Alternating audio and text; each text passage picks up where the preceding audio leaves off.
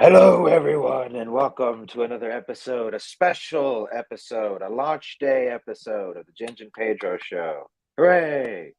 I'm, of course, Ginge Hey, Gingerton. Alongside me, my partner in crime, the Panamanian giant, Mr. Pedro Ang. how you doing, guys? It's an Yeah, awesome man. morning in Panama. It's sunny. I don't know if you guys still have that snow. I'm sorry for you. It's awesome down here, Yeah. and I'm grilling, baby. So Woo! yeah, it's gonna be a Don't be, special event. don't be fooled. There is a full human body in there. He showed us before the Yeah, show. yeah, exactly. Um, Actually, you can fit like an 11-year-old child in this one, but we're not doing that Really? today. We're It's just very doing pork. specific. I feel like, Yeah, is this I've made prior the measurements. experience? Yeah, I've made the measurements. Let's just keep it at that. Okay. All right. Midgets, watch out, because Pedro Mm-hmm. Ang, being such a tall guy, this is like your anti. I mean, if you Okay. if you hear me go fee fi fo fum, then yeah, you're in trouble. All right. Well, okay. On that note, everybody, we'll go ahead and bring out our guest. We've got a familiar face, at the very least, Mr. Pops Van Zant. Yeah, yeah. Hello, So, buddy. up? Thanks for joining us. Founder of the Madness, bringing alongside him a new face to the show, but a gentleman nice enough to come on and hang out with us, and we certainly appreciate it. Rich Perota, hey buddy. Yo, happy to Okay. be at the launch. I get it. I get That noise almost is my excited boy. as Pops does whenever we do a launch here, man. Yeah. These are monumental things, especially when they fund within an hour, which I am hoping that this will happen here for you quicker than an hour. So whenever you're ready, man. This is better than New Year's and Christmas Eve. Some bitch, All I right. love it. Thanks for joining us, buddy. Nice to meet you. Thanks, man. Thank you. The honor's mine. Absolutely. We'll have to have you on the show for a proper episode here in the future. Yeah, Okay. I'd be honored. I'd be super honored. Beautiful. Very So, honored. Pedro, how are we? Go ahead, Pops. Go ahead. I was going to say, Rich lives over there in Nottingham. So it's like you. he'd have to stay up till like midnight to hang out with you guys on your show. Oh, wow. I can do it if I'm prepared. You know, if I get like, because I'm not too far away. I'm about, what am I, 54? If I get my little nappy before and everything, and my warm milk and cookies before 9 o'clock, and I wake up around 11:30, I can do it. I cannot pull the all nighters I used to when I was a freelancer anymore. No. So We're not doing that anymore. I gotta ask, Ginge, how you feeling, bro? Yeah, man, you're right. Yeah, I'm feeling all right. I have stitches in both arms and one leg, and still pretty lucky, all things considered. Like the major damage was between my bicep. Like I had probably like an inch by inch hole in my arm. That luckily didn't hit any arteries or anything there. I mean, and I put pressure on it, basically as soon as I got out of the house. But I think the more luckier one was my ankle, which I could maybe pull up some pictures, but but I guess it was like what's that movie, Hostel, where where that guy gets his ankle cut, like right at the Achilles tendon. Thankfully, my ankle got cut right before that. So you could see my tendon, and like when I was in the ER, my girlfriend and I guess my mom was there at the time, or maybe not, but anyways, the doctor like called over my people I had with me and is like, "Hey, take a look at this," right? It's like before she sewed my ankle up, she's like, "Wiggle your toes," and like you could see my tendon moving around. So yeah, I just got lucky that he didn't snip that, because that would have been super. That'd have been like a 6-month or more recovery. Dude, I'm just glad you got him out of your face, man, because you know what I mean? It's like you got him you got him away at arm's reach, man. It's like, damn. Yeah. Yeah, that was like my main concern. As soon as he came in the door, you tried to kick him away, huh? And that didn't go well for you, did it? I mean, it didn't go well, but I mean, I could tell the story real quick. Basically, after I bumped into my buddy, he invited me to come over and hang out after work. I did, and he's like, "Hey, you want to meet my new dog?" And I'm like, "Sure."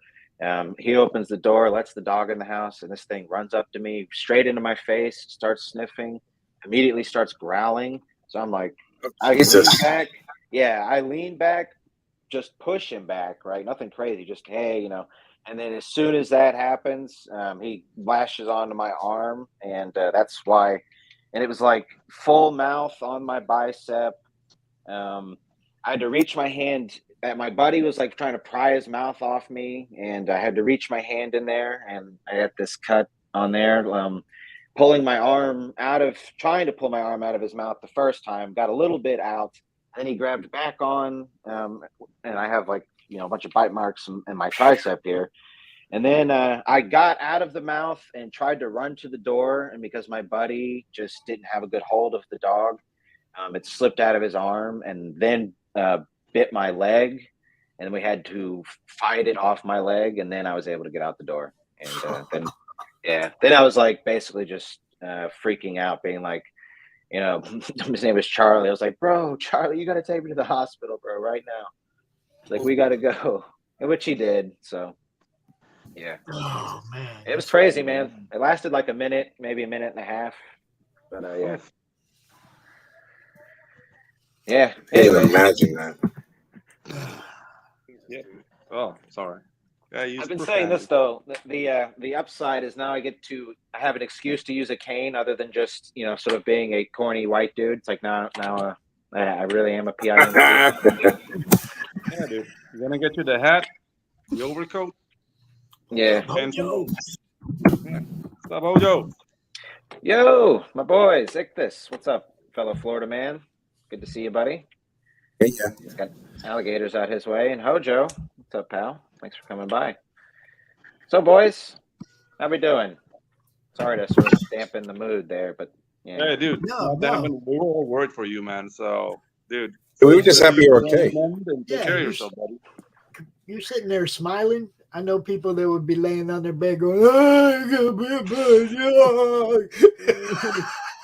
I'm going to be doing that later, I think, but I'm just trying to stay positive here. But yeah, the pain's gone down a lot, all in all. So, and like where the injuries happened, like considering my tendon didn't get cut, like that would have been significantly worse.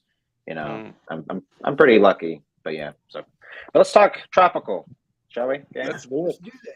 Do you want to share your screen? Do you want me to share my screen? What do you want to do? Oh, I'm sorry. Okay, so let me let me pull up the. So I haven't launched a book on Fund My Comic yet either. So let me go to my campaigns, and we're approved. Okay, so let me see how we launch this real quick on Fund My Comic. While we're waiting, don't forget Critical Blast does their fulfillment. Yes, sir. Product placement, baby. Pedro, would you like to tell us about the story, buddy? Tell us. Okay, so your Magicks, fever dream. It's a story that escaped the '80s flavor of movies. It's what I grew up with, and basically, when I wrote it, I was thinking about that. There's a lot of I don't know personal circumstances that influenced how the story goes. But basically, it's that if you like Big Trouble in Little China, if you enjoy Tremors, that kind of movies, then Tropical Magicks is the book for you. And it's the story of two friends that kind of like, I call them like Cheech and Chong or Val and Earl from Tremors. Two guys who are just like looking for the way in the world, but they have a secret. They are extremely powerful, and they're veterans of an event called the Spell War, something that left them riddled with PTSD. And really not wanting to be heroes or do anything that will influence the world ever again, because they tried it and they failed. So now they have a construction company. Out of that, the adventure starts. They get a call to action again, and then they have to convince themselves to influence the world again. But this time around, they want to get paid. So it's kind of like that reluctant heroes that are call to action, but their heroics are within themselves. And for the development of the story, they'll start doing heroic stuff and being altruistic, but for a paycheck. So that's basically it. There's a lot of action. There's a lot of fun. Mm-hmm. Ginge revised the script for the North American palette because my original script was wrote in Spanglish, and it was very Yes, confusing. coconut English. You've also called it coconut English, which I liked a lot. Yeah, as well. coconut English. Yeah, it's my Coconut English? Oh my God. Yeah, I call it coconut English. Wow. It's not good. Holy crap. But I mean, the bones of the story were there. So James just like, Mhm. like honed it and made it understandable, and he did a great job. So yeah, dude. We already did a campaign in Indiegogo. We funded. We went way over the goal, but we didn't stay in demand for long. And I mean, everything started with the shenanigans with Indiegogo and Kickstarter. So my boy Luke Stone started funding my comic. So this Mhm. is a perfect opportunity to bring the book back to people who didn't get it in the first go around. Yes, absolutely. And I think the campaign, I think it looks like it's already launched. So I don't know if Pedro, maybe you ticked the button behind the scenes on accident, or maybe it was on a I time. did not. Okay, but I believe we're already live on that as of maybe yesterday, it seems. So that's fine. Just hiccups Oh, there you with guys a. had. I'll bet you guys had scheduled your launch for yesterday noon during the show we were going to do yesterday at Right. noon, right? Oh yeah, Well, there you go. All right. We're probably. launching now, damn it. God knows I'm a monkey. Yeah, that's Okay, awesome. wonderful. Oh wow. yesterday So it was this is the Yeah, yesterday it was just April get the Fool's. word out. Right? Mm-hmm. Yesterday it was April Fool's. Today it's for real. It launched. So all the right? opportunity Let's do this. to Ooh, look at that art. launch. Mhm. We'll play the trailer Yes, too, sir. because Pedro's a. So yeah, it was all drawn.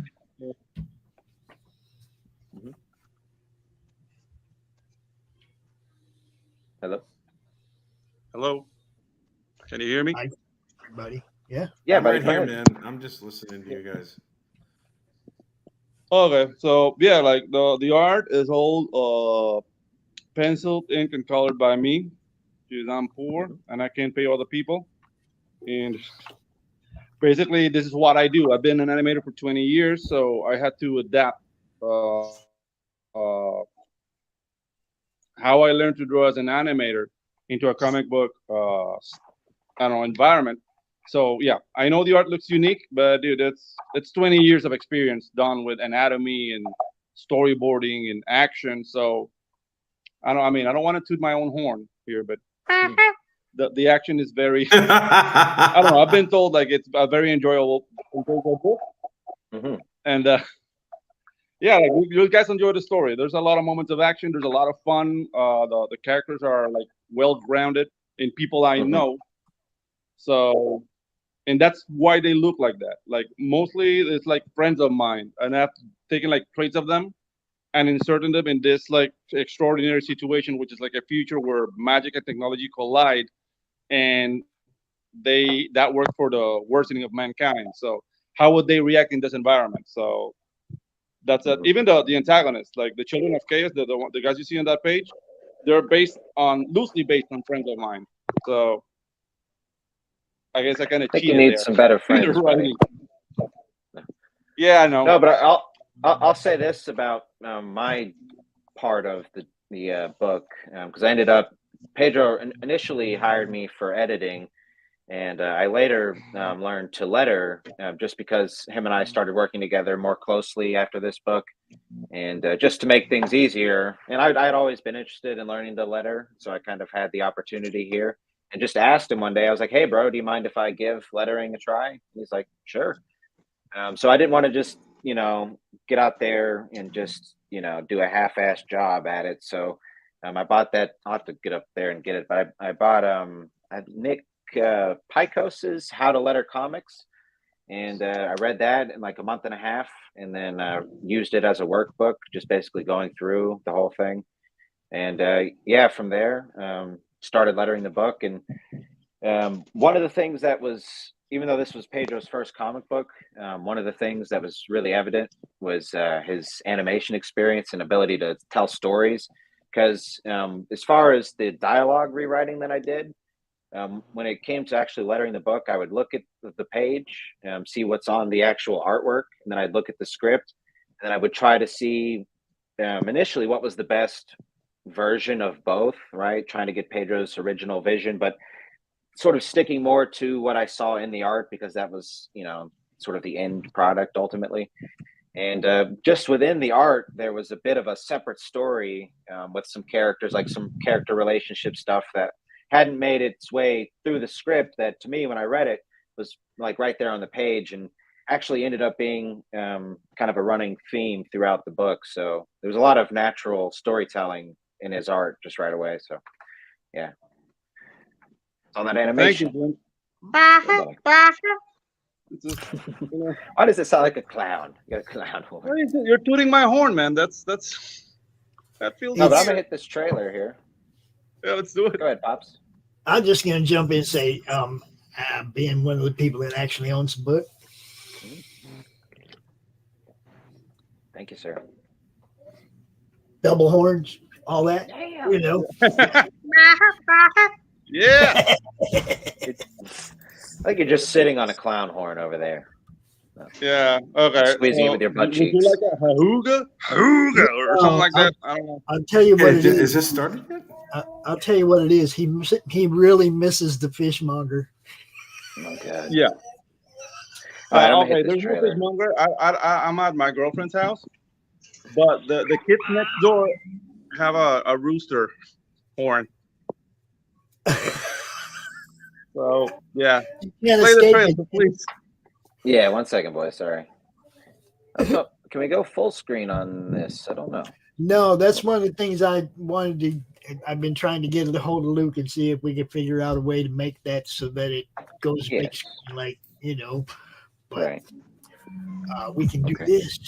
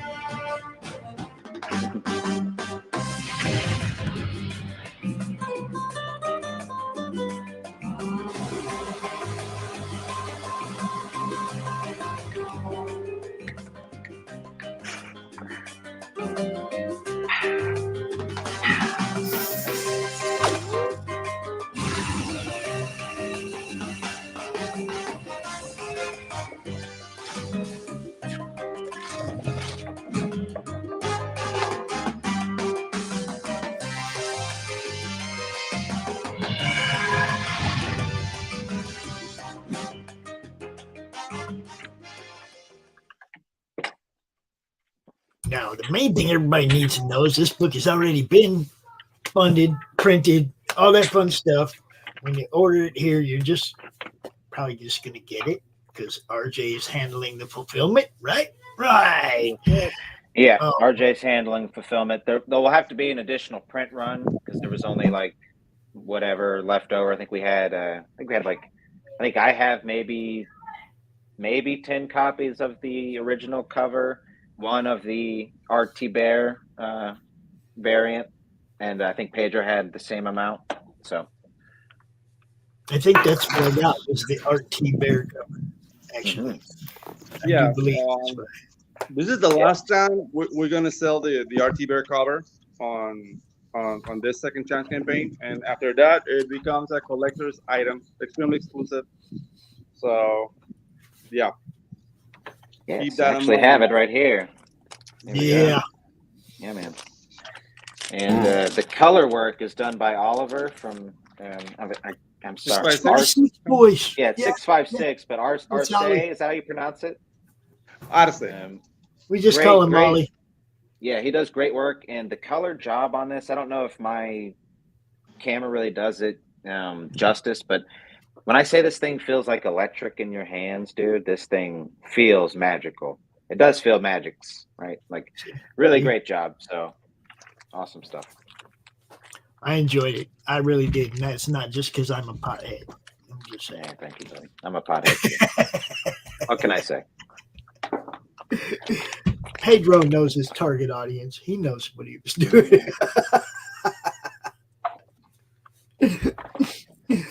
What are you grilling, Pedro? Can you guys hear that? You were muted. No, can you hear it now? Okay. No. Yeah, I'm surrounded by life right here, so We like things life. happening around me. Life is okay. Yeah. Otherwise, you'd be surrounded by death, and that would be equally Yeah. concerning. I think. Suck. It's like, can you guys hear that? It's just a bunch of dead bodies on the ground. Like, It's, We have somebody else here who wants to help push this book. There you Go. go. What's up, Pedro? What's up, Ginge? Hey, what's up, man? Doc? What's up? What's up, Pedro? I hadn't talked to you in two forevers. How are you? I don't know. We're doing great, man. Just Sunday. Well, it's Sunday grilling for me. Ginge is recouping from a dog attack, Yep. and we launched Tropical Magicks. Yeah, man. Have you already gone live with it? Yeah. All right. Yeah. Fantastic. Fantastic. It actually was supposed to be a launch party yesterday at noon, Doc, Right? Yeah. but Jen's got attacked by a dog. Yeah. Ginge had better Really? things to do than launch a book, okay? Well, see, the campaign was set up to go live automatically. So it went live yesterday. We just didn't know it until we came out here today to do the launch party. I got you. So That it's was been one of my live today. concerns. Everybody needs to go back it right now. If you didn't get this book on Indiegogo the first time around, get it. It's good. It's fun. Look, it's fun. It's a Play fun a beautiful trailer. It is a fun book. That's Pedro's an animator, and I'm a wannabe animator and animation writer. So just the way there's like a lot of humor within the art style that you can tell is from that vein, and just it was a pretty easy fit for me to get in there and have some fun with the dialogue. There's a couple scenes with like some angry mobs that I added some fun, just back and forth within the background characters that you'd see out of like animation. So I mean, it really is a fun book.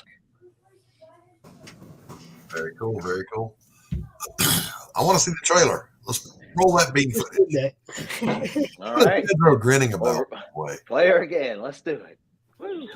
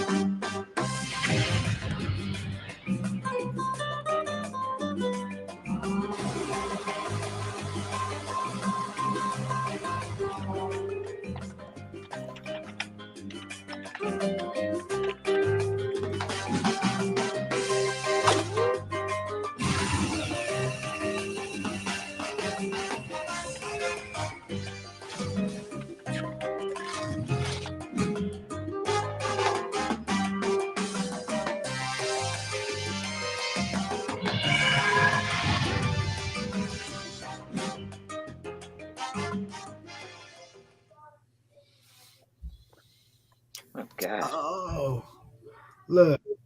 I Come love it. back here, Pedro. I love it. That All right. is good stuff. Look, Pedro is having so much fun. Look, every time we play the trailer, he's backstage. He's just got a shit-eating grin from ear to ear. He's just There he like, yes, my stuff looks so good. What's up, buddy? Now look at him. Now look at him. He's all serious and shit. Look, he was all grinning when that trailer was playing the whole time. He's like, yeah. Like that. Yeah, that grin right dude. there. Sorry, I'm getting coconut internet now. Coconut. No, I have to go grab it. Oh, actually, it's right here. So one of the things we did, which I think I don't recall. Pedro, are we including this in the Fund My Comic, or is it just in the Kickstarter? I don't recall. But Which we have one? the art of the art book. Oh no, the art book, the art of tropical magics. It's gonna be gone for a while.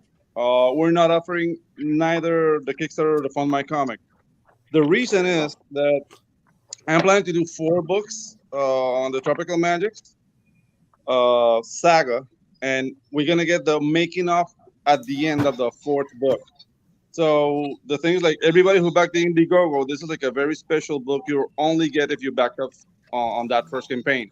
It's not that it's not coming back; it's just coming back in another format once the story's done.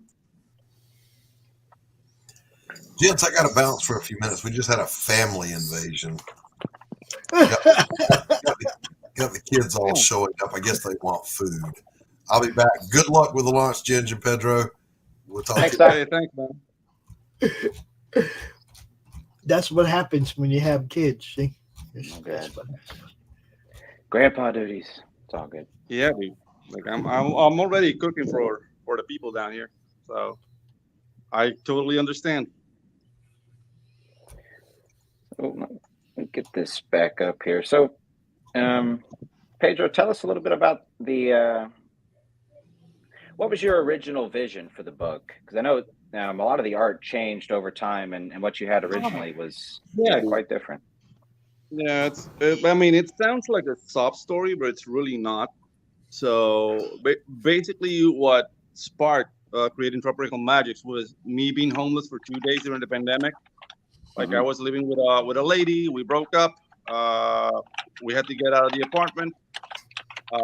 The authorities were not allowing people to get out of the city, and I have a house outside of the city. So I had to sleep in the car for 2 days, and then an aunt of mine gave me shelter for a couple of weeks until I could get the papers in order for me to get out.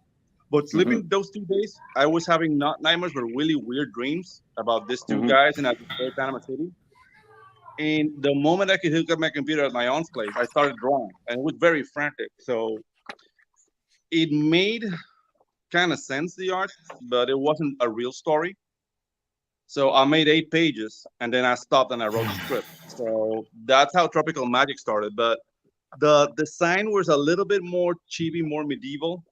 And you can see it in the making of art, like the evolution of the character designs. As I started writing the story, it became a more future tense story, and the costumes didn't make sense.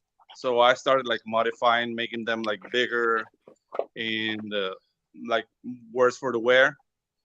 And yeah, in the end, we ended up with a different tone, but I think it works better this way. The first one was gonna be more so along the lines of the gummy bears, basically. Yeah. Here's some of the original art, which I actually honestly found some interest in the style just as a separate. I think the way the book turned out is obviously better, but just looking at some of this art, it's really not bad by any means, just different. Yeah, I mean, it's not bad. It's just it wasn't vibing with the wasn't vibing with the, I don't know, the mood of the story. So once I got the story down, it's like, no, the designs are not working. So I just scrapped everything and started from scratch. And those 8 pages are there in the art book. They don't have dialogue because I wasn't like, I work on the dialogue later. It was just it was like therapy for me at the moment. So it was weird. Yeah, man, that's art. Therapy. Sorry. Yeah. Yeah. Just saying hello to the chat real quick. We got an old familiar face, Mr. Jake Twister. Hey, buddy. Hey, Jake. Popping by. Thanks for saying hello, Mr. Skeleton Man, with his bone meal comic, and also Dirty Comics. He's a filthy man. That guy. Filthy man, filthy man, Filthy man. filthy man. Yeah, but I had a lot of fun with the book, and just by the end of it, I can say, I've certainly learned a lot. I mean, I learned how to letter off this book. I don't know if maybe I can toot my own horn, but Pedro offered me to write the rest of the series going forward, so Yes, he's sir. going to provide the sort of outline idea, and we'll go from there. But yeah, very cool. A lot happened off of this one book, so. Yeah, Super the cool thrilled thing about that. about working with Ginge is that I can like lay out events and things that are gonna happen, but basically Ginge walks the walk. Like how the characters are affected by the events and whatnot. So in the world building, like I can concentrate on making like the most amazing things, and then just Ginge like okay, populate the events. You know what I mean? It's been really cool, Mhm. and yeah, I love this Red Man. I am the red man, but not the other red man, just Yeah, the one exactly. from the one. Yeah. I want to go to Ireland. I mean, Rich, you're over there in the UK. Maybe when he comes back, he can tell us how often he sees the Irish folk. But I have no see a relation. bunch of them every so often, but Mhm. they don't really make themselves known. The British Mm. people are like, oh, the Irish, they're just such bros, and just Really? all sorts of loveliness, and it's just like, yeah, we don't care about you. Such a mouth, when I smack you. Wow. Do most Irish people have red hair, or that's what everybody thinks, right? I mean, it must be true. That is that. Wow. Probably. Probably. I mean, they're all demons, because they're lesser people than the rest of us humans. So, I mean, all those red-haired monster demons can go straight to hell. Oh wait, man. Sorry about that, bro. Except you. You know what I mean? It's all right. Except Except you. you. You're one of the good ones. I'll take it. I'll take it. No, I've never really felt any You connection to can come Ireland. into the house if you want. All right. Maybe even eat at the table if I'm lucky. I mean, No, it's all right. redheads can be trained. They can be Oh my domesticated. god. Oh, No, when that South Park episode came out, the first Ginger episode, that was like, Yeah. Oh my God. That's going back. Oh, I dude. barely remember that episode. Yeah, I was in Holy- 6th grade, and I remember it well only because I didn't see it the day it aired, but when I came to Oh school the no. next day, my life changed forever. I'd never heard the word Oh ginger Jesus. until Are you that day. serious? Yeah, and then as soon as I was Oh, in that's band at the fucking time, monstrous, man. I just was sort of, I don't know why, but I turned it into a joke. I was in band with some older kids, and it was like I walked into the drum room, and just everybody just points at me. It's like Ginger, Ginger, and I was like, just I instantly started making funny jokes about it and sort of Wow. spun it.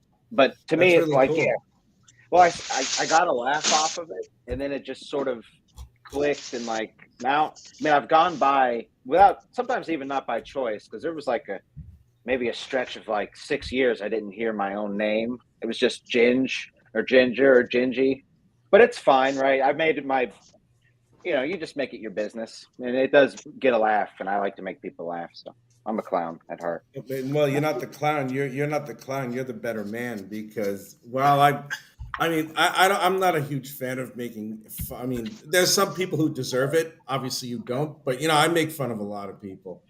Oh But yeah, it's fun. it's like you took it and you pushed it back in everybody's face. Like I don't give a shit what you think about me. I know who I am, and that's really cool. Especially for someone at that point. I mean, what grade were you in at that point? Yeah, it was either 6th or 7th grade. Yeah, But that takes a lot of balls to do that when you're that young. So I mean, that's admirable. So rock on, man. Thank you, buddy. You're was just, welcome. So if I was saying, I mean, a lot of times I really get down and dirty just for humorous effect. I mean, there's never a moment where I mean anything unless I'm talking about women when they have to remain in the kitchen, to make sure that they clean up after me and make sure my dinner's ready. I hear that. Yeah, it's funny because I used the name Ginge as like a thing. Like it turned into my thing. Where later on I would this was like 5 or 6 years ago. I used to DJ a strip club, and there's the saying like OG original gangster, right? But instead, I just turned mine into, instead of DJ original gangster, it was DJ original ginger, and I had it printed on business cards just for the laugh of like handing somebody a business card. I handed my card to people, and they're like, "Is this real?" I was like, "Yes." Damn. Oh my goodness. Yeah, no, but let's say hello to the chat real quick. We got Quentin White. What's up, buddy? Says, Hello, "Sup, Quentin. Sandro?" What's up, Gingerton? What's up, man?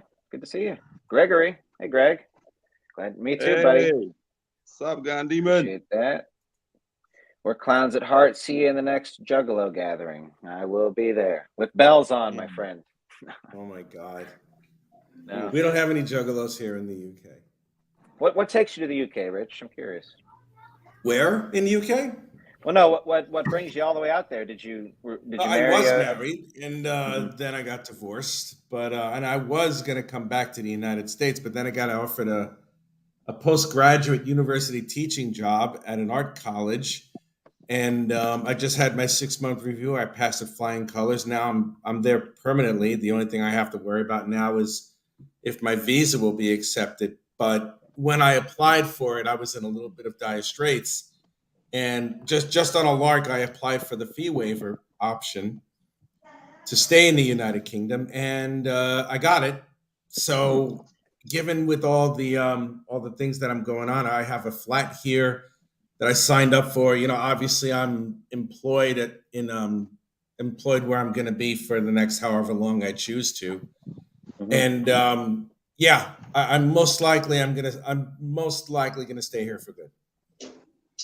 Wow. And in the event I don't, I'll already have a certificate in teaching. And if the worst happens, either I'll hire a solicitor here to make sure that I stay here, or not, I just go back to the States and I become a teacher in the United States, where, you know, I just taught at a university for about a year, and I have a certificate of teaching, which is just as good as a master's here. So master's in the United States. So yeah, I'll be okay, just one way or the other. But I'd rather stay here because this is where I want to be. And, you know, aside, the only people I have in the States are friends. That's about it. Not that I don't like them, but, you know, this is my life. This is my life. Yeah. If I go back to the States, then I go back to the States. But right now, this is my life. Yeah. That sounds like a really satisfying journey in a lot of ways, honestly. I mean, maybe not necessarily the divorce element, but when I arrived here, 2 months after I arrived here, I was diagnosed with cancer. And I'm okay now, so I'm not going to go into like all this thing where it's like I almost had cancer, but I pulled through.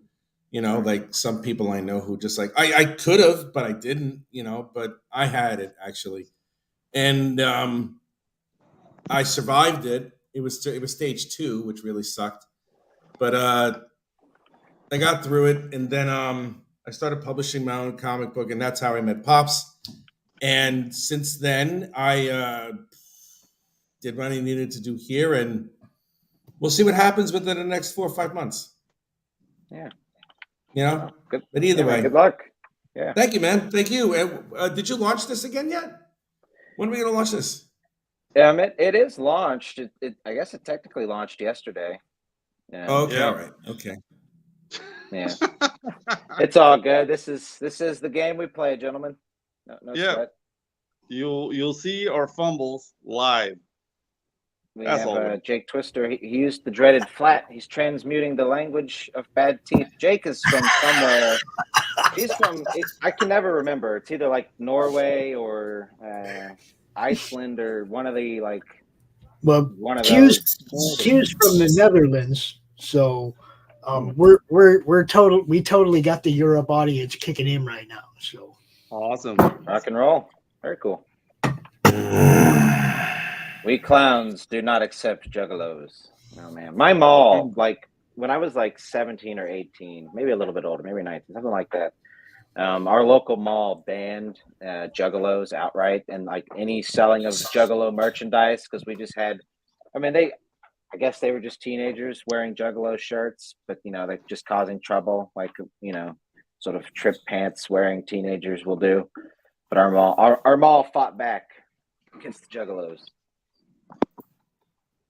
The Juggalos aren't harmful. They aren't, are they? Are they like a rabid bunch of like wolves or something, or they're just dudes who just like dress up as like down with the the clown, insane man. clown posse. He Insane Clown Posse fans. I don't know. Like I know they once attacked a porn star. Aside from that, It I'm not depends. really. I mean, it depends really. There was a story. I'm from Florida. I live in Panama City, actually, and Pedro lives in Panama, Yeah, the country. that's But very weird. They're there, retarded. yeah, Terrible. there was a group of juggalos. I forget what city, but it wasn't terribly far from me, just like a couple hours maybe. And it was like a sort of natural or sort of national news story for a minute. This was probably back in 2012 or 11. It just depends on what juggalos you bump into. These ones I'm listening.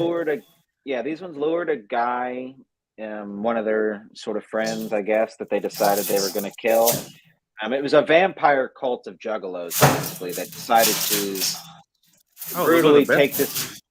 Yeah, well, I mean, they're already sort of mixing vampires with juggalos, with axe wielding clowns. That is a hell of a mixture. But no, there's been stories of like violent juggalos, but that's almost just sort of an excuse to be insane, right? Yeah. To have a posse. And sure, clowns just sort of are happenstance to the whole thing. I don't know. I hate clowns, but I mean, the first time I heard about them was these celebrities that you don't know why they're celebrated for. But I think she was called Tila Tequila or something. Ugh. Oh yes, indeed. God, I she was can't trying to stand her. start like her music thing, and the Juggalos like peppered her with like full water bottles or something, and it was like a huge thing for like a quarter of a second, and that was like, oh, Juggalos, okay. I mean, I heard Insane Clown Posse, like it's all right, like if you're into that kind of music, but I don't know, I don't like clowns. They LARP they're LARPing as vampires. Yeah. When the Vampire the Masquerade LARP goes a bit too hard. Yeah, dude. I don't think we can blame Vampire the Masquerade because I don't think Juggalos can read. Ooh. That's a good point. There is a lot of mechanics at play in something like that. Holy crap. You know what some of those things remind me of when they get to a lot of people that are joining into those things. It reminds me of the 60s. I mean, it's like when that peace movement, when their peace movement actually had a little bit of tooth, and a lot of the majority of the people in that peace movement in the 60s was women. The majority of the men joined up because they wanted to have sex with all the hippie chicks. That's really all it was. Mm-hmm. That's it. They didn't believe in peace, free love. They just wanted the free sex from the hippie chicks. I'm sorry? Yeah. You got peaceful people and horny people. That's right. Peaceful people, horny people, and those who just want to join in because they want to feel like they actually contribute to something when they don't. Yeah, exactly. They want to contribute to stuff without talent. So, that's right. To be a part of a secret club. See, Pedro, he really doesn't like clowns though, because I sort of suggested for Halloween I didn't pick the characters necessarily. I was like, why don't we dress as like, this sounds way worse now. I don't even want to repeat. I was like, why don't we dress as Kiss? And he didn't have any bit of that. I was like, you could be Gene, Paul, whoever you want to be. But no, he wasn't interested. He said clowns because of the clowns. But that's too close to clowns, man. That's fair. I remember, like, I was playing in a band when that record Psycho Circus came out. In the how old are you? Yeah, what are you, like 80? Jesus Christ, man. Yeah, dude. The Kiss Army Psycho chapter Circus? Yeah, the Psycho Circus. You're on the side. Oh God. Hell. You're on the Psycho Circus. Yeah, that record. I don't know. I've never been a Kiss. Oh my God. Was that released on 8-track? Yeah. Shit. What's up, Greg? You're not going back a few decades. You're going back an epoch of time. Hell. God, man. That record came Oh. out like in '94, around that time. Really? I thought it was earlier. Oh, I'm thinking Animalize. I'm sorry. My Yeah, fault. yeah. Animalize. Animalize is ancient. That album is effing 40, almost 40 years old. Mhm, yeah. Jesus Christ. I was God. 9. I was 9 when Animalize came out. Wow. But a little bit older Psycho than Circus that. I was already playing, and dude, they invited to this party, and everybody has like their Kiss uniform. What's up, Greg? And dude, I got an anxiety attack. I have to say, hey, what's up? Hey, Greg. What's up, Greg? Hell. buddy. What's up, Greg? Thanks for Going stopping on? by. Sorry about that.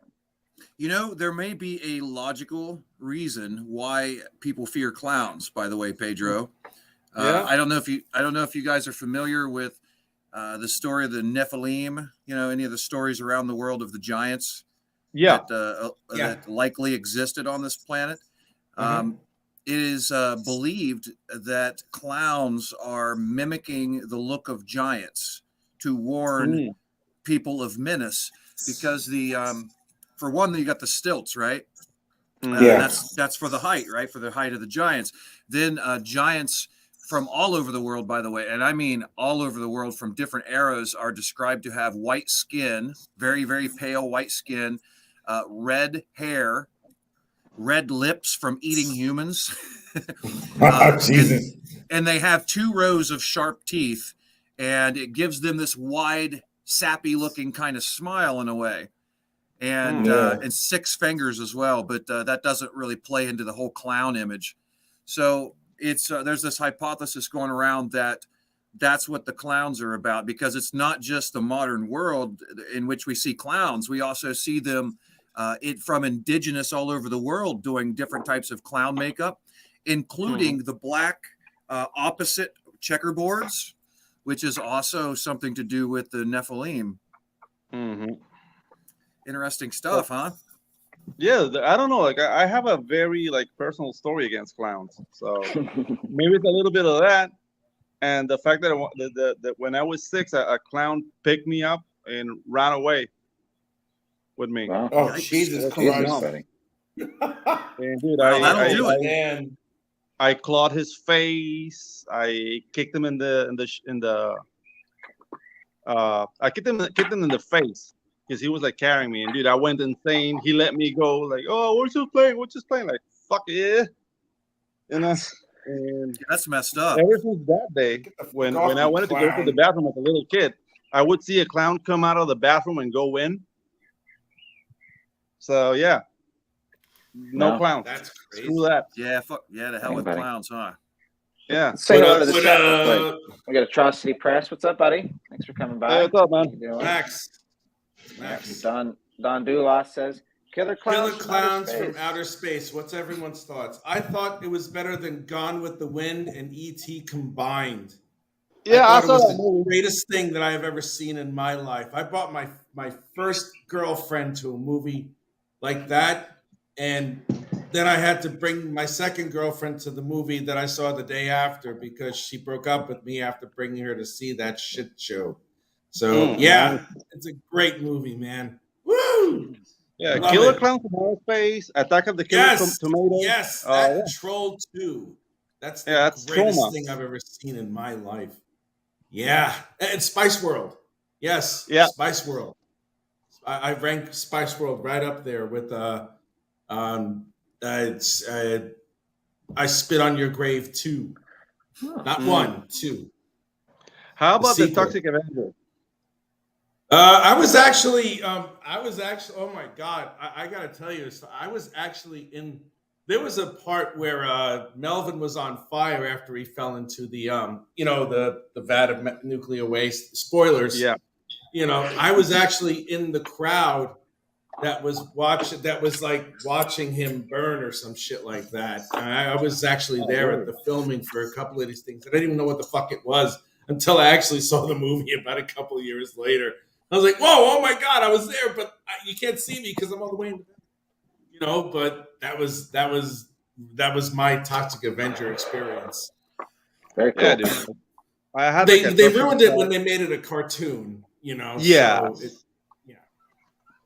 That stuff Yeah, was that always was too pretty much. fun to me, but I was more into in the 80s. I was more into like Pumpkinhead and Crawl and stuff where they were trying legit to like look real, you know, like have some realism.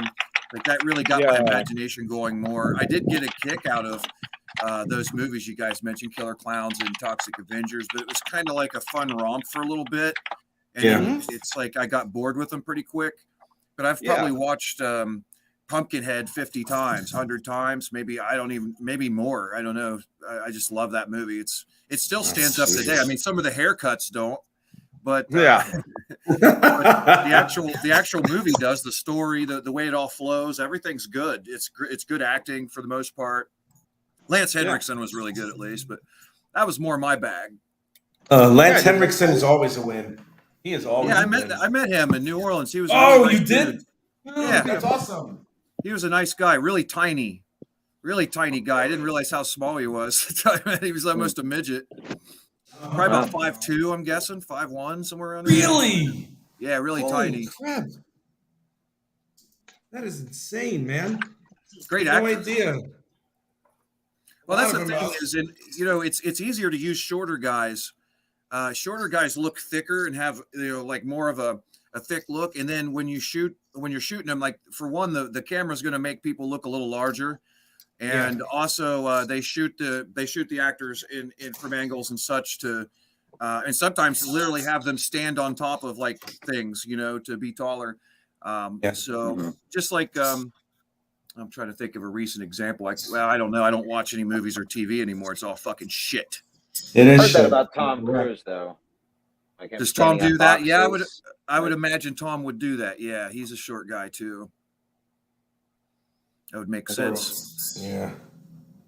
Hell of an actor for the most part. I mean, I people love to hate on The Last Samurai, and maybe I'm just, call me what you will, but I really think that's a great movie. Is it like a silly white dude, with getting taken in by Japanese samurai? Sure, but I think it's loosely based off of it actually series of real events.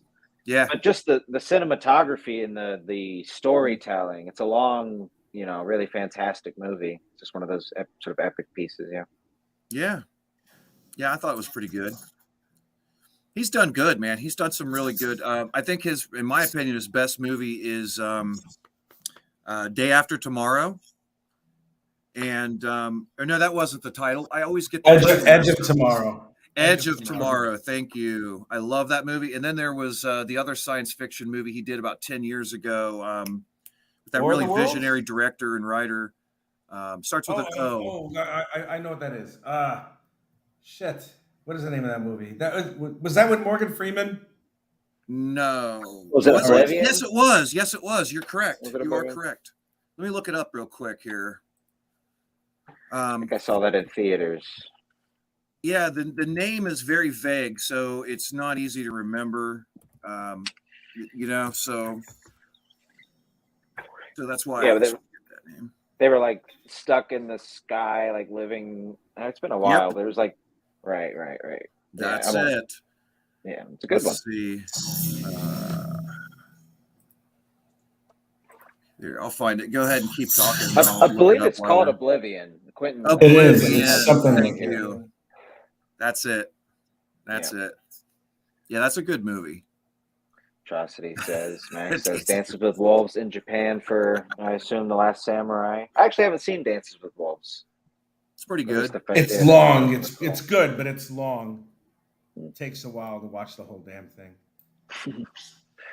I've never seen Titanic either. I just never felt the need, but I've heard that's like I don't mind. I actually don't mind a long movie if you've never seen it. Spoilers. The boat sinks. The ship sinks. Damn it. Spoilers. It's like, the main character, Jack Dawson, doesn't turn into Superman and lift the fucking ship from the bottom of the ocean, because that was actually done in Raise the Titanic. God, wow. There was a sequel from A Night to Remember called Raise. I can't even say it was a sequel. It was called Raise the Titanic. And when they raised the freaking thing, the tables and the place settings were still there. And it's like, well, no, because this thing plunged under 2 miles of ocean. I don't think anyone's going to be ready to have dinner. It's like, It's so fucking laughable. It wasn't even funny. This is like late 70s, early 80s schlock movies where it's like, we can't think of anything else, so let's do this. So they had that, and it's like, you can't raise the Titanic because this is like years before they realized it's split in half. So it's like, oops, I guess we got this one wrong. So your salted fish is still on your plate, right? Right? Yeah, all that stuff is on the plate. It's just like, yeah, this is how it works. That's how Captain's beard never stopped growing. Yep, that's right. Even though parts of him have already been evicted from numerous fish recti, or shark recti or something along those lines like that. So, yep, that happened. That actually happened. Well, as we've all seen, the previous eras of film have had pretty much every IQ level directing the movies, but at least the previous eras did have some brilliant and visionary people directing movies, which is unlike today. That We is really true. don't have any today right now. I mean, No, you don't. there are You have- three directors I think I can think of off the top of my head that have the talent and the vision, but they're held down by the psyops. They can't tell good stories because of what they're made to do by the studios. But most of them have zero talent, and it's painful to watch. I even see a lot of participation awards given away to these assholes to try to make some of them look like they're legit. Like the Joker movie, everybody raves about it. And I saw it won awards for lighting, but the lighting did not achieve what the lighting is supposed to achieve, what he was supposed to be communicating there. So you know how the claim was the lighting would get all crazy. They would light differently when he was in the scenes where he's having a delusion, right? Yeah. They're saying sometimes he was delusional and he's seeing the world a weird way and all that. Well, I paid attention to that. I'm a filmmaker. I paid attention. On first watch, I saw very clearly that the lighting was used very randomly just to look cool. It was very much the college student style of lighting. Like, dude, wouldn't it look cool if we fucking put it over there, dude? Put some green gels on it, dude. It's like that's how he fucking lit that shit. And he's winning awards for lighting. Just 10 years ago, people had to actually have talent and know what they're doing to get awards, at least. Well, it's now that was directed by Todd Phillips, right? Yes. I forget. I think you're Yeah. correct, though. Yeah, Todd Phillips directed that, and I don't know. I thought it was. I thought the movie was okay. I didn't think it was brilliant. It's like an alternate history type of Joker thing with a smidge of like a little bit of Batman crap here and there. I wasn't overwhelmed with like, wow, this is great. And even Joaquin Phoenix, it's like, okay, he gets the Best Actor award for not eating. Congratulations, great. It's like, all right, that's right up there with Al Pacino pretending to be blind. Yeah,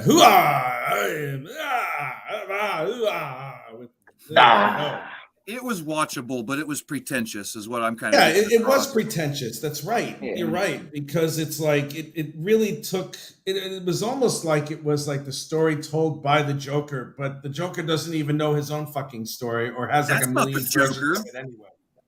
I know the exactly.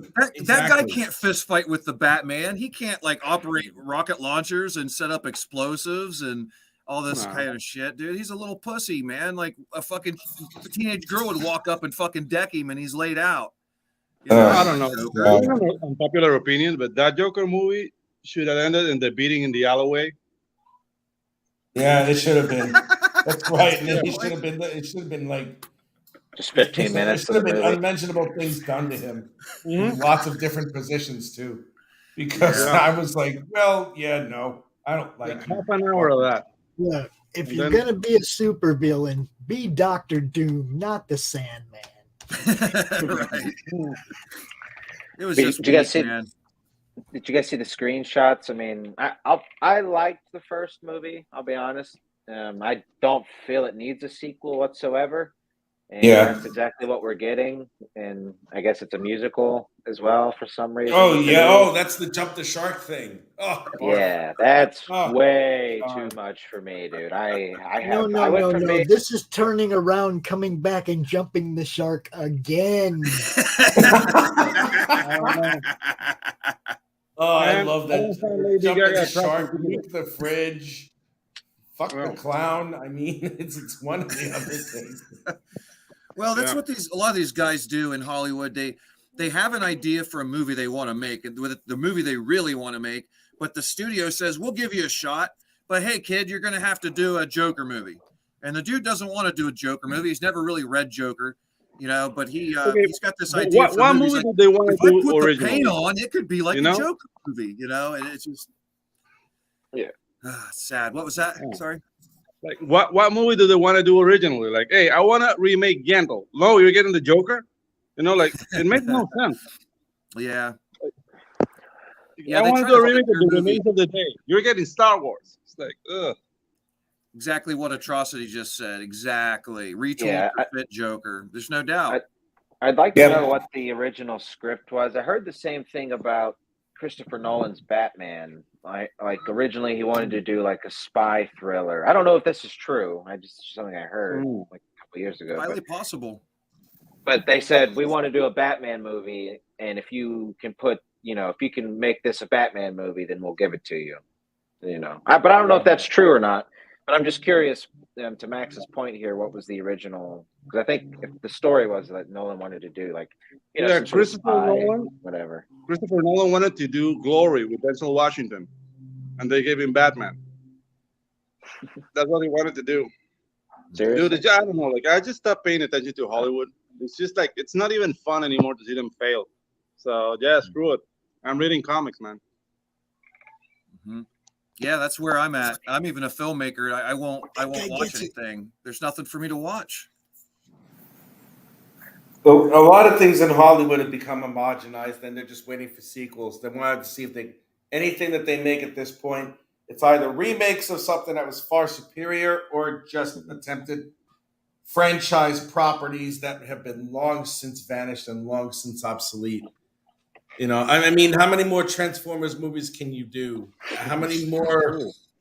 I mean, enough with Star Wars. Give it like a rest for about 5 or 10 years and think of something else for once, for fuck's sake, instead of regurgitating something and making it woke. Ugh. Yeah. Ugh. And I'm really tired I all can't. the themes. I can't. And it's like, and then you have like the Mary Sue. Now it's one thing. Now it's one thing when you have a very powerful female character like Ellen Ripley or Sarah Connor or something along those lines, characters who develop and deserve the respect that they get because they work hard at what happens and they fight and they sacrifice. And then they get to that point where they win, but they win by the skin of their teeth. In Star Wars, who the F is Rey? She just showed up and it's like, hey, we're half the force. And I'm going to beat Luke Skywalker in the timer battle. Oh, look, I just beat the grandson of Darth Vader with my lightsaber that I just figured out to handle before the day after. Ding, ding, ding, ding, ding, ding, ding. And then it's like, and then Pop says, Star Wars? Fuck Star Wars. Can we back tropical magics today? Okay, you may continue. Thanks, Pops. Thanks for the bump. Thanks, Pops. I think the studio was more impressed and focused on the fact that they got another male pretending to be a woman. They think is convincing. I don't find Daisy Ridley a convincing trans at all. But that's what they were really excited about, Daisy. That's why they kept using Daisy, and that's why they made Daisy like super powerful, because their cult believes that you have to be of both genders or gender fluid or whatever to gain holy power. So that's their whole thing, man. That they was all about Daisy as a dude, like who he is, not the characters, not the story, any of that stuff. Yeah, they're all trans. I mean, the skeletal system doesn't lie. Once you see it, you can't unsee it. Like you start looking at every time you see a new actress, you look at her shoulders. and face structure and hands, and you're like, oh, it's a fucking another one. Jesus, are they going to let any women in there at some point? It's ridiculous. Yeah, the 2-for-1 works for shampoo and conditioner, not for people. Gross. Yeah, they gotta Ridiculous. stop doing that, man. They're not making anyone happy with this. No, No, and they know No, it. it's That's their goal. They don't want people to be happy. It's not about entertainment. It literally It's isn't. No, They hate it's us. not. It's They just fucking not my hate us. party, man. It's Nah. not my party. I'm not going. I'm not hanging out. I'm gonna be over here. You know, if I gotta sit at the house by myself, I'll do that.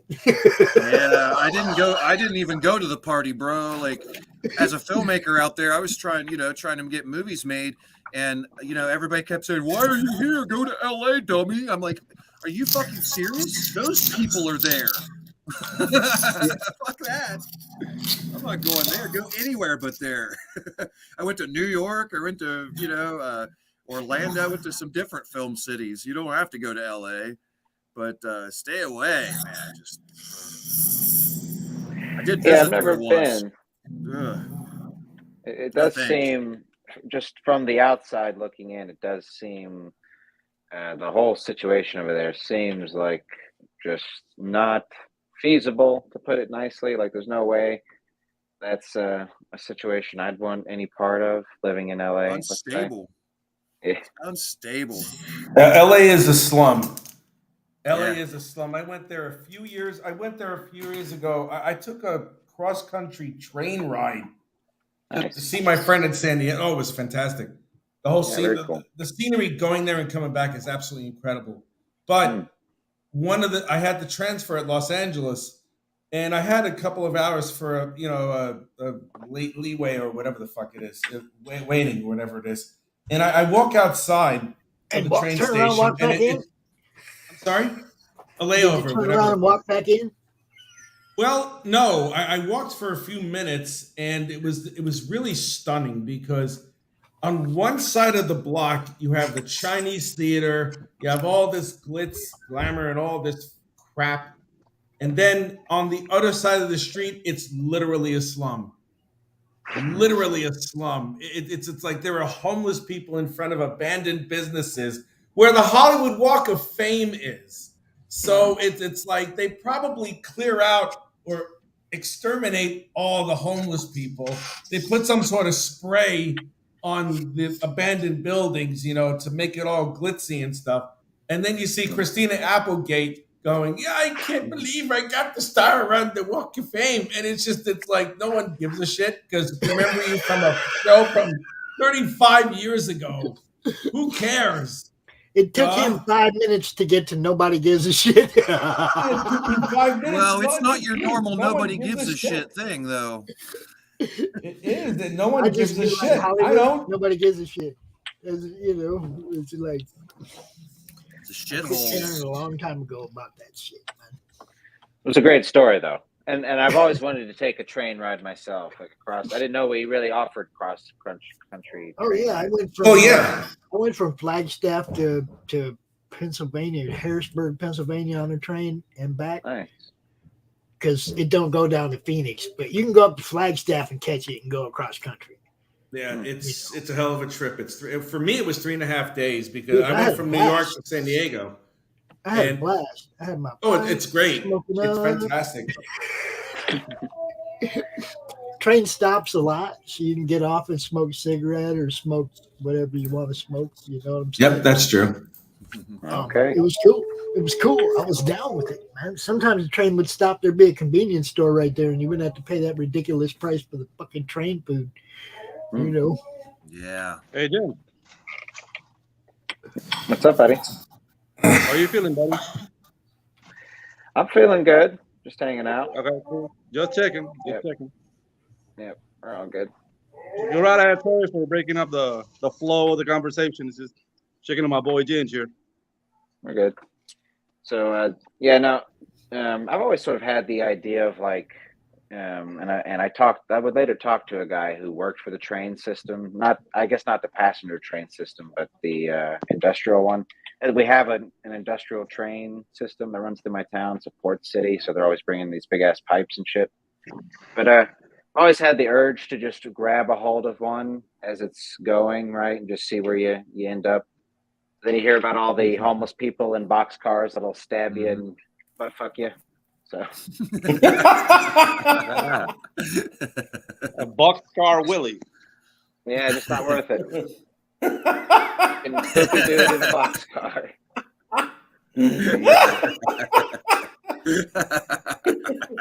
They stab you and then they fuck you with the knife.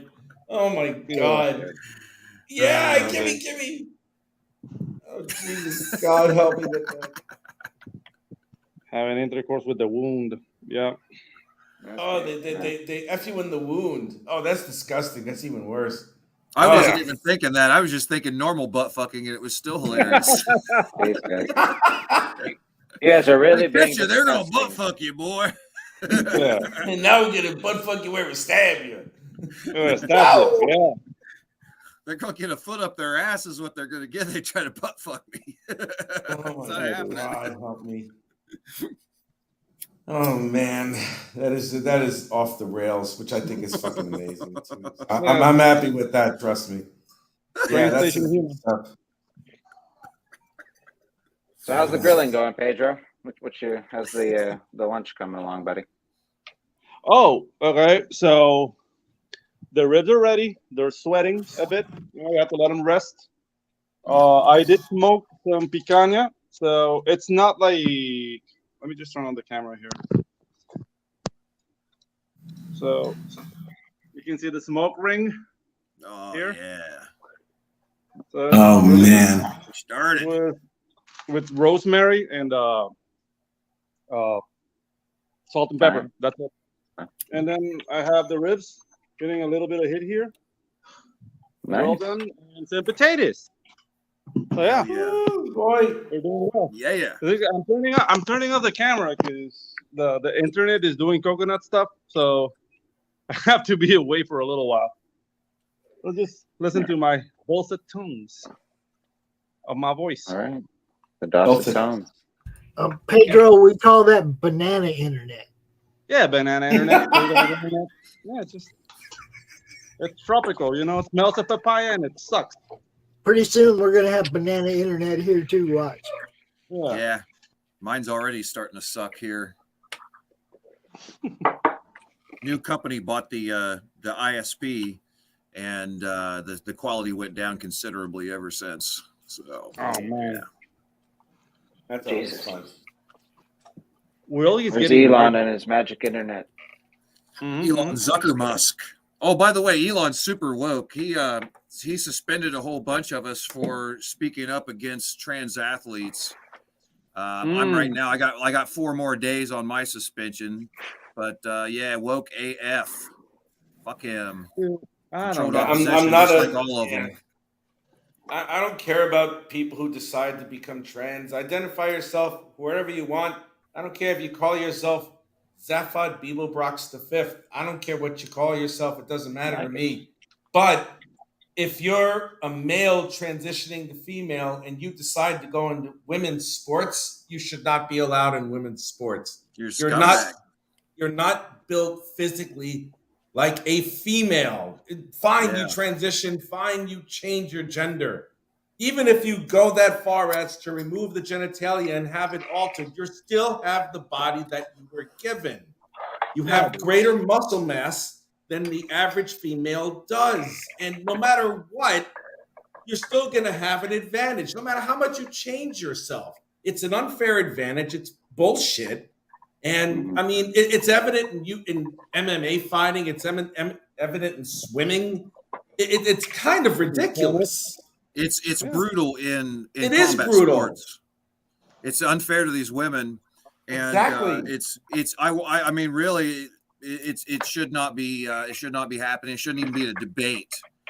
Yeah, it should not be a debate. It should This is not the be whole a damn thing. debate. The whole reason that there's men and women's sports is so that men and women compete separately. Hey, boy. Exactly. That's the whole reason that we have women's sports. Yep. Okay. It has nothing. I'm very If I happy wanna that see women dudes have the play sports. basketball, I watch person. dudes play basketball.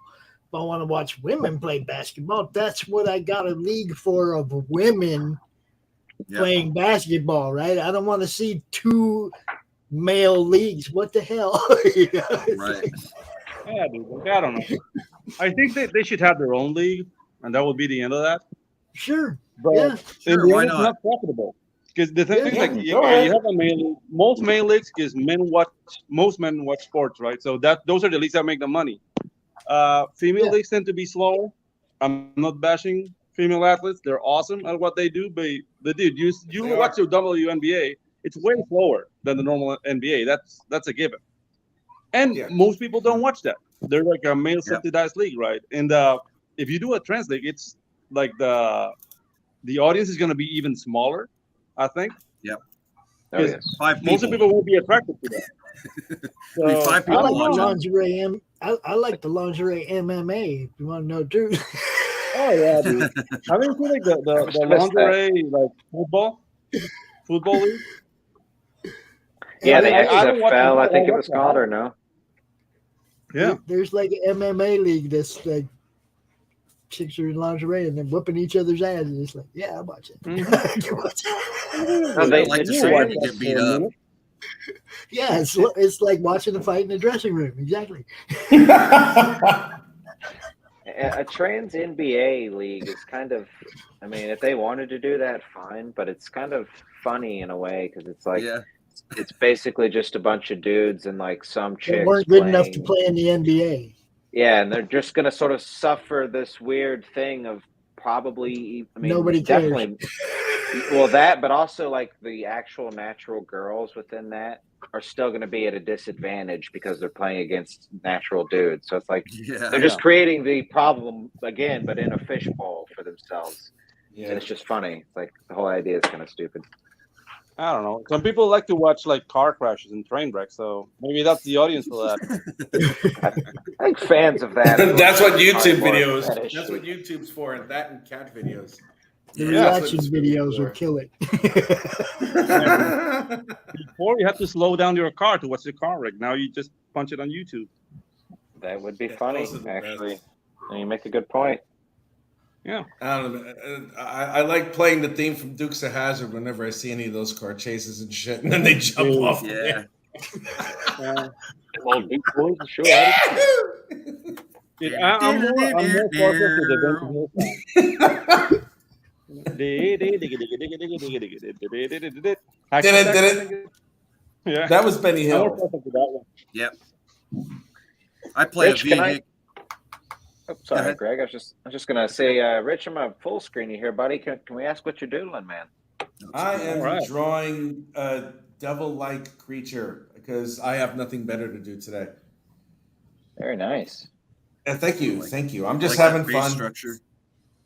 The what? Yeah. I like the face structure. Oh, thank you, thank you, thank you very much. The eyes, particularly the yeah, that's really neat. Thank you, thank you, thank you very much. Yeah. How long have you been drawing, Rich? How long have you been drawing? Well, professionally since '94. Technically, I mean, organically all my life. Mhm.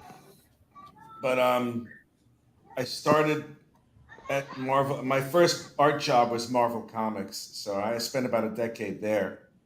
Cool. But I was more of an inker than a penciler because they liked the way that I inked the pencil artwork, and they hired me predominantly for that. But I was always able to draw. But when I stopped working for Marvel and then worked for DC for a bit, I jumped on the independent circuit, and that's where I was like, okay, let's draw some more. So now here I am. Could you see any inklings of what the industry's become today when you were, say, back at Marvel or no. DC? No, not at all. What happened is that I think for a while there hasn't been great stories, and the problem is that they really haven't infused a lot of new characters or second generational characters when they had the opportunity to do so. But now that they do it, when they started doing it now, they really went too far, way too quickly. Right. And when you change like have your characters overnight, you're going to turn off a lot of your fans who are used to who they are and what these characters represent for them as during their youth when they're growing up. And Mhm. the problem with that is that when you try and overcompensate for anything, it's obvious. It's like when you go out on a first date with a girl and you buy her way too much shit and you smother her with all sorts of affection. She's not going to want to be around you anymore because it's really creepy. When you change all your characters, it's the truth. When you change Rich, all your that was characters creepy. overnight, it's really the truth, though. If you really think about it, if you change most of your characters overnight that you've known for all this time, especially when they took Captain America and made him a Hydra agent after how many freaking years? Yeah. I don't care that he was black. Sam Wilson is the most logical choice to be Captain America if he ever died. Yay. And the Jane Foster story, when she became Thor, that was fantastic because she died like an Asgardian warrior. That was great. But when you change every single thing and you make sure that you throw every single point of diversity in there in less than 6 months, that's jarring. It's jarring. Some of it's really bad. Okay, a lot of it is bad too. Look, that Love and Thunder movie. As well. That Love and Thunder movie. I don't care what you think about Jane Foster. Oh, it was dog shit. It was horrible. It was dog shit. It was horrible. Oh God. I don't bother. I haven't watched anything in like 4 years. There's one movie I gave a chance to because somebody told me it was a good family movie. It had like some good family stuff in it for a change, and I was like, all right, well, if it's good, I'll check it out. It was that Tomorrow War, and it was trash. Oh my God. Absolute trash. It was full of New World Order, psyops, and just the whole. It was just awful, man. I mean, Jesus. See, I'm a lifelong Thor fan, so I had to give it a chance. Yeah, I don't blame you. But they ruined it, just like they ruined Ragnarok. Look, that was World War Hulk. That wasn't Ragnarok. Mm-hmm. Yeah. Yeah, I didn't like Ragnarok. There's no Midgard serpent. There's no Ragnarok. Right. There's no battle between Thor and the Midgard serpent. Don't name that shit Ragnarok. You can't make Thor a woman. Thor is a name, not a title. Okay, the God of Thunder's the title. Right. If they would have done something like Jane, Goddess of Thunder, right? Okay. Do that for a while. Cool, no problem. Yeah. But they made Jane Foster into Thor. So that's kind of like us Thor, people who read Thor all these years, all of us sitting in this panel and everybody watching this, I'm sure. It's like to us, we went over to our buddy Thor's house and this like cute chick came to the door. We're like, hey, how's it going? Where's Thor at? I'm Thor. We're like, what? No, I mean, where's my buddy Thor who lives here? No, I'm Thor. No, you're not. You're some hot chick. Who the hell are you? Where's my buddy? It doesn't work. Big guy. That would be the first time I ever want to bang Thor. I mean, you could pass on Spider-Man. That's a title, right? You could pass something like that on to a female potentially, or Iron Man, or some. Well, Iron Man is actually pretty gender. Like it's not Iron People. It's Iron Man, so kind of has to be a man. But you get what I'm saying. The titles matter. Yeah. It's just weird when they do that. They don't think about this stuff. Old Cat says the writer's called the Hulk He Hulk. Are you fucking shit? Hulk. Fucking He Hulk. Oh man. Sounds like a clown fart. He honk. Oh, he honk. Man. Pedro, honk your horn. He's been on clown horn duties today. Jesus H. Christ. She thinks. Fucking nuts. I love it. Yeah, I just find it so damn funny. You're trying to hit an audience that doesn't really do anything, and it's like there was what happened a few years ago. They relaunched New Warriors with the wokest woke characters you've ever heard of in your entire fucking life, and there were twins who were transgender and non-binary, and it was so cloying and so embarrassing. There were trans people who were tweeting, it's like, what the fuck is this? You know what's bad when the characters you're trying to, you're trying to hit a certain demographic of a character that is somewhat new in the lexicon of society. And when they say, wow, this really sucks, then you really missed your mark. It's like you're really bad at it. And the guy who wrote it is the most like Daniel Kibblesmith. He's like this skinny little gaslighting nerd dude who I don't know what the hell he is. He's a closet gay for starters, and you know, Oh, if you're gonna God. be gay, be Whatever gay. he is, Just he's admit it. adult. Be gay. Don't be closet. You know, it's like just So be have gay. you backed Tropical Magicks? Whatever he probably is, but you know, whatever that guy is, he's a shit writer. And it's like the only thing he ever did was just take whatever society was going and like decide to victimize himself because from what I understand, he's a mean piece of shit also. And it's like, if you're a good writer, you can be a mean piece of shit, but you suck. So, you know, stop writing and stop being the dick. Yeah. My internet is moving slow, or at least the phone. Wow, that's really dark. Tried to join the Discord. But no, Daniel Kibblesmith is the writer for that. Oh series. yeah, Kibble shit, yeah. Yeah, and he's also Daniel the writer Kibble of. Right. He's also the writer of Santa Claus's Boyfriend.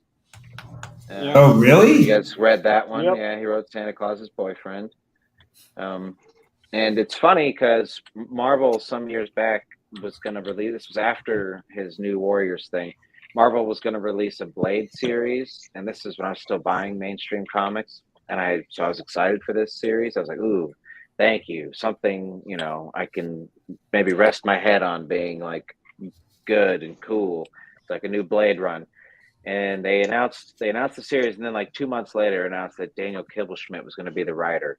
And that was like the last dude, that was my cheeks actually got red with how mad I was. I felt like the wool had gotten pulled over my eyes. They gave it to the worst person, period. And God. That's that how I series felt didn't when I come to saw. life. Christ. That's what I felt like when I heard they were making a Amazon was making a Wheel of Time streaming series, because I read that series of books multiple times. I fucking love it. It's one of my favorite series of all time, and I didn't want the Hollywood wankers to touch it at all. And when I heard they were making that, I got angry because I knew what it was going to be like. And then when they showed pictures of the cast in their roles, I really fucking my face. It was Star Wars all over again. But I knew it was coming, so I prepared myself. But man, I'm fucking sick of all of it. I fucking hate it. You can never fully prepare yourself for the horror that you believe you can see. Because They it is better far really- worse. You know what Chris. It's far about worse. that Wheel of Yeah, Time? never ever say it can't get any worse or anything like that, because yes, it can. They could touch, if they mess with Drist, that will be. I don't know how I'll be able to handle that, But because that's my If favorite they character miss of all it, they're time. gonna make him white. So They'll make him gay. They'll make him gay. Yeah, exactly. And Jesus. Canterbury will be like his best buddy instead of his. no, Wolfgar is gonna be another great woman. love. It's gonna be like a Oh yeah, lesbian absolutely. relationship. Yeah, they'll make Wolfgar Now, a you know woman. what Probably, really you're pissed me right. up with the Wheel of Time? That they kind of use my people. Is they're like, oh, what we're doing? We're so dude. Perrin Yeah. Perrin Golden Eyes is described as a huge white kid Yep. that's really like aware of how strong he is, and that's his conflict. Then they come up with this like huge black kid that is just a wimp. Just like, nah, Yeah. dude. I don't need to see myself in those books. I enjoy the books them all. Like, I don't need that. That's kind of like I want to see myself. That guy who was like crying over the black Aragorn. Have you seen that clip? No. No, I'm afraid Like- I have not, sir. They did a card like with black Aragorn, but with a white Arwen. So it's all a whole like the where the Magic white the women are Gathering tonight. card. Yeah. Yeah. It's a whole like where were the white women at? Like, dude, I don't feel represented by that. This is stupid. Aragorn is from Numenorian blood. They're described as mostly white people with dark hair. That's the blood of Numenor. I don't need to see like Aragorn Jenkins. It's just stupid. Yeah. Aragorn Jenkins. the cool thing for me the cool thing for me is that people like me were represented in some of the very first comics I got involved in reading in the underground comics in Freak Brothers and shit. And it was like, hey, there's me, freewheeling Franklin. I can be that dude. If I want to see myself, I watch Car Wash, and it's freaking awesome. They covered me when I was a teenager. I didn't have to be represented anymore. I was represented way back in the day. You know? I never felt For representation was Cat, necessary because to Superfly. me, comic books were always about stepping out of the real world anyway. The real world was boring. Right. Once you've seen enough things in the real world, you're like, I want something fantastical, So I would read Spidey, and he's like leaping around, fucking shooting spider webs around and swinging, and and then there was Conan was the second love, and he's just fucking smashing through everything, dude. Just fucking slaying shit, and it's just it's fantasy. It's meant to be over the top, Yes, it is. Dude, and it's not like there wasn't any black characters in Marvel anyway. Like, this is just dumb, dude. You had the Falcon, you had freaking Luke Cage, you got freaking the best was Deathlock. Yeah, dude, Deathlock, freaking Black Panther. Like, dude, there was representation, and they were really cool. It's not like they were lame. Man, no, I don't get it. Yeah, it's just like bragging Thor, rights. the Silver basically. Surfer, and Electrum are my three favorite comic book characters. Mm-hmm. Okay, and Thor, that grew out of just my love for mythology, because I was into mythology before I knew Thor was a fucking comic book character. Yeah. I mean, that was what drew me to comics. As I saw Thor on the cover of a comic, I went, "What the fuck out of here? What is this?" Start reading it and liked it, and there you go. I think what I liked was the extra interaction that you got to see with other Asgardians that wasn't in regular mythology. Right? Like the Warriors 3 stories and shit like that. You got extra stuff. Mm-hmm. And that was why I liked reading the Thor books. It was like having, side stories of the actual mythology. It was cool. I don't know, man. And nothing could ever beat those 1960s cartoons of the fucking comic strips. When it was like, you had like the pages from the comics with the mouths that were moving. And that was the funniest shit I've ever seen in my entire goddamn life. Like those super old ones where Captain America throws his mighty shield. All those who chose to oppose his shield must yield. Led through a fight, and the new will come through, and the red and the white and the blue will come through when Captain America throws his mighty shield. Rich be remembering that shit too. Very That's nice. awesome. I do. I remember I was a fucking child when that was out. I was like, this is so cool. And I'm like, wow, this is really corny shit after a while.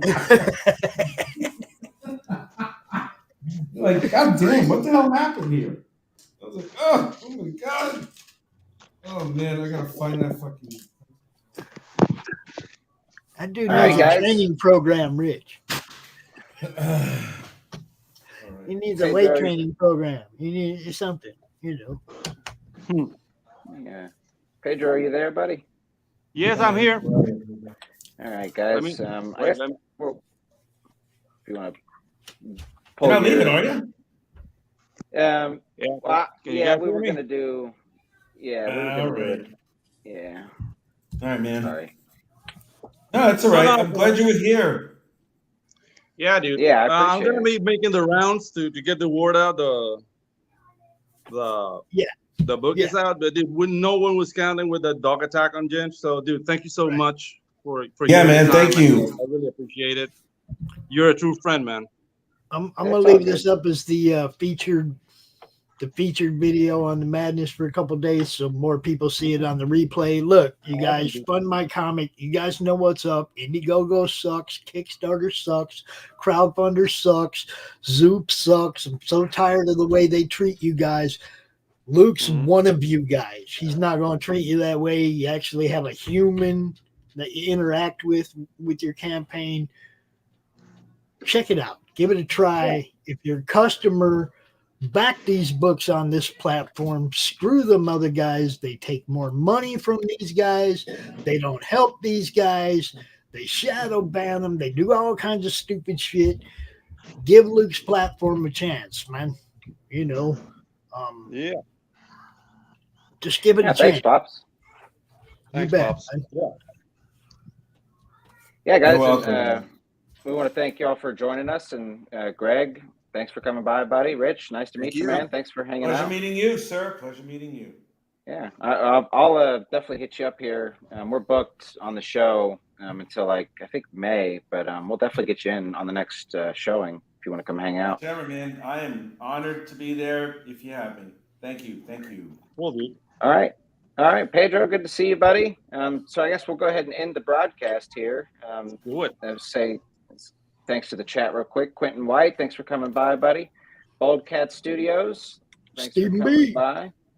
Max, thanks for coming by. Don, thanks for coming by. I always appreciate the cat in a bow tie. It's always fun. And you lurkers, we like you too. I'm just All saying. right. You know. Greg, thanks for Greg coming by, joining the chat. Okay. All right, guys, we will catch y'all next week on the Ginger Page. See you later, man. Peace.